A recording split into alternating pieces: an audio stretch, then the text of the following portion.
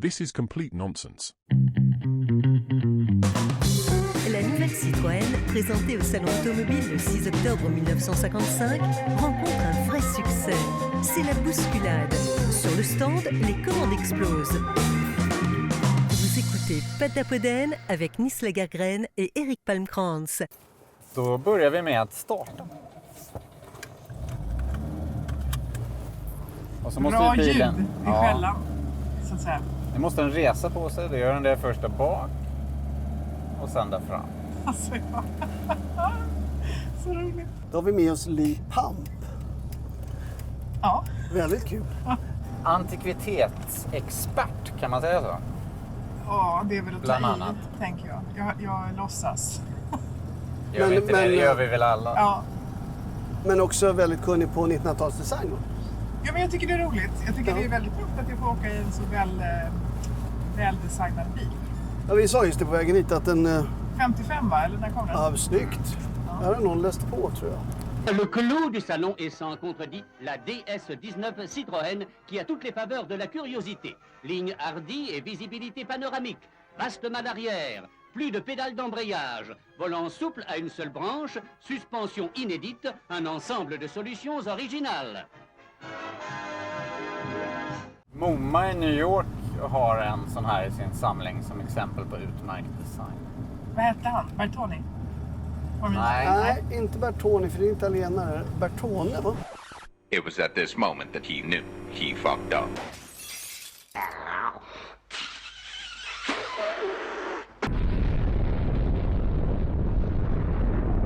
This is complete nonsense. Flamino Bertoni, of course, designed the DS. It wasn't Giovanni Bertone. Madame Pat is absolutely right, and Eric doesn't know what he's talking about. Maybe he should give up driving our cars altogether. What an arrogant twat. Var klassiskt skolad skulptör, tror jag. Just det.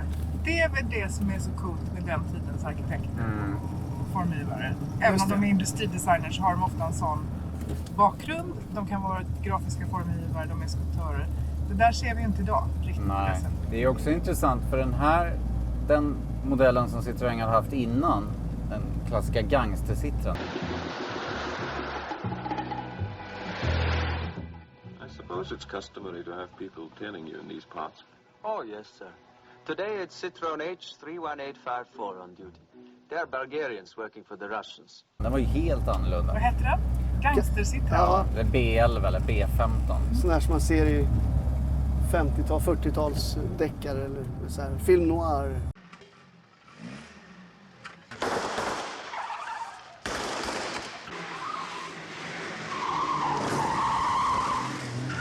Så att den här efterliknade ju ingenting annat utan det var någonting helt nytt. Men idag är det väldigt ofta, och även tidigare, att när man designar en ny modell för en bil så har man en viss märkes-DNA som ska med i designen. Det ska vara någon liten grej här och där.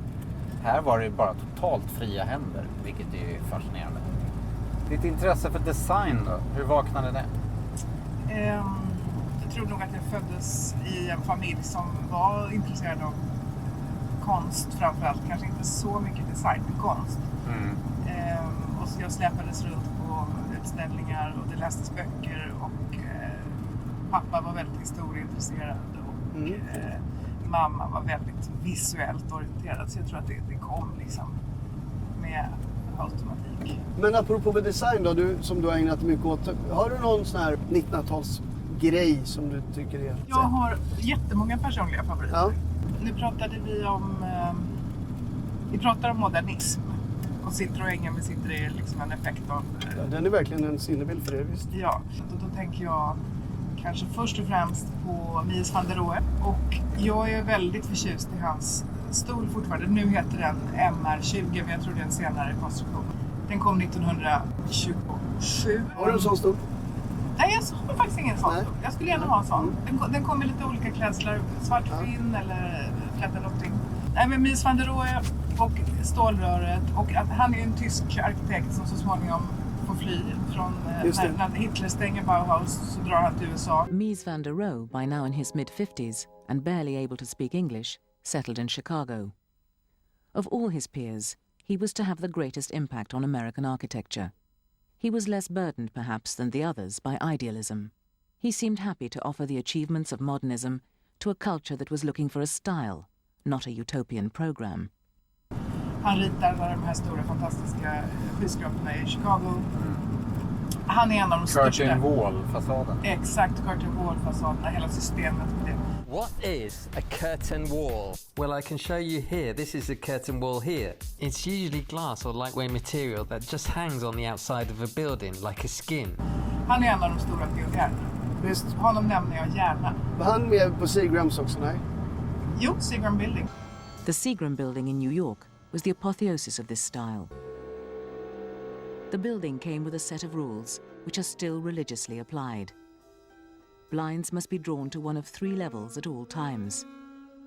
The lobby must be free of extraneous furnishings. Employees' desks must have no personal clutter.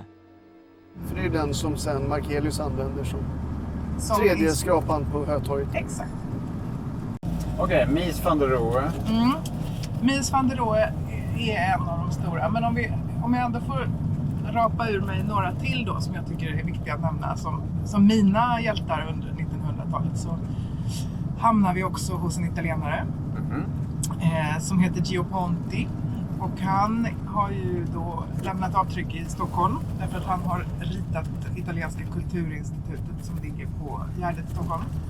Just det. Och där kan man hitta ytterligare då en möbel, en stol som jag tycker är värd att nämna. Han gjorde 1956 en stol som, den har inget så här fantastiskt namn, den heter den runda stolen. Men som jag tycker också är genial på det sättet att den är byggd bara av 8 delar. Den består av en stoppad ryggbricka, en stoppad sits och sen är det 4 ben och så sitter de ihop med 2 trämedar som är organiskt böjda. Eller från sidan så ser det ut som 2 ellipser. Hans design tar en tillbaka till ett italienskt 50-tal direkt på något sätt. Han gjorde 2 hotell i början på 60-talet. Parco dei Principi i Sorrento. I Sorrento-hotellet så är då allting blått och vitt. Ja. Allt. Kaklet, klinken på golvet. Och det passar ju bra med det här azurblåa havet som finns utanför som piskar upp mot den här klippan.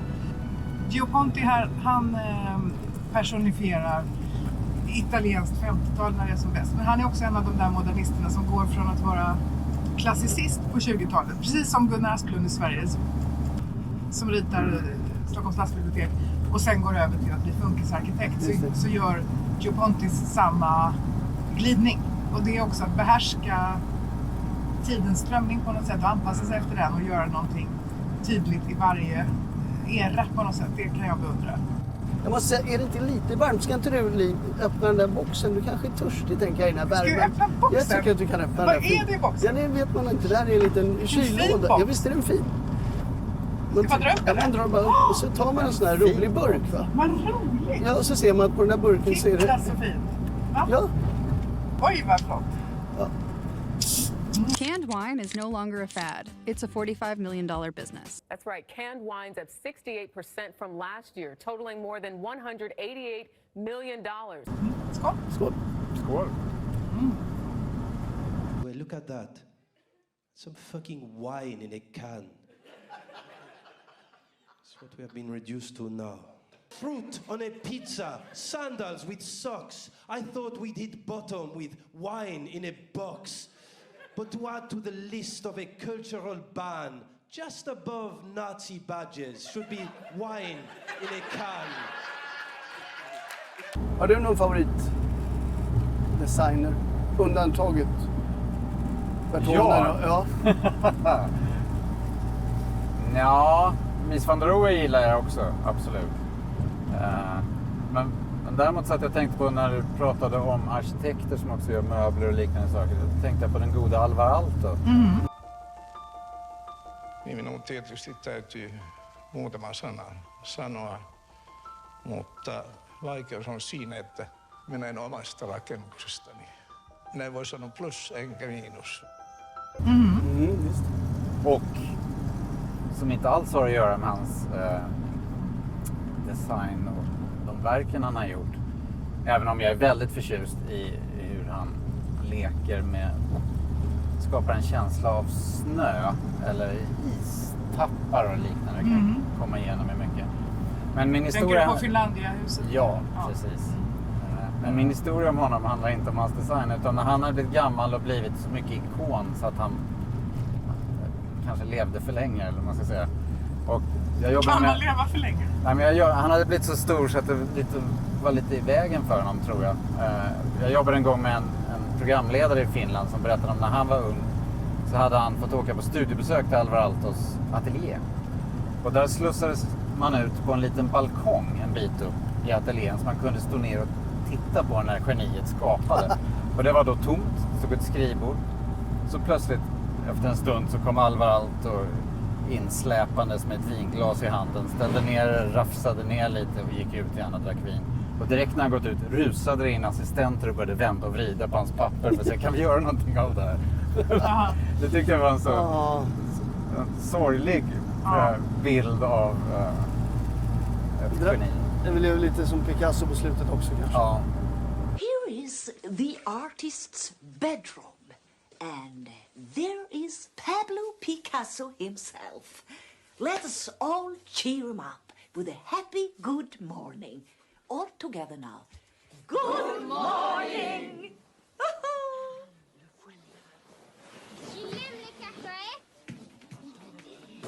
And now let us follow the artist to the bathroom. Pablo, your public. The show must go on, you know.